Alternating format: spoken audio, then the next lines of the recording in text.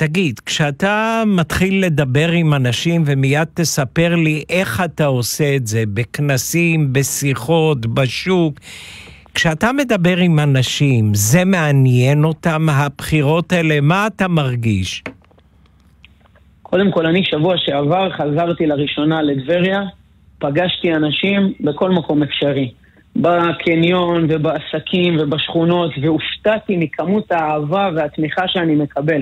זה באמת לא מובן מאליו. זאת אומרת, אתה מרגיש שהפכת מאוד מועמד, הפכת להיות הלוחם. תראה, אני חושב שזה לא רק העניין של הלוחם. אני חושב שב7 באוקטובר משהו השתנה במדינה. זה לא רק אצלנו פה בטבריה. השיח השתנה, הבנו פתאום דברים אחרים שלצערי לא היו מחודדים לפני, ואנחנו כמו עם ישראל, עם קשה עורף, צריכים לחוות אסון ומשבר כדי ללמוד ולהבין שכולנו אחים. ואתה מכיר את מערכת הבחירות בטבריה מקרוב, ואתה יודע כמה השיסוע והפילוג הם היו מנת חלקנו בשנים האחרונות. ופתאום הסחורה הזאת שאני מציע כבר כמעט 3 שנים, יש לה ביקוש.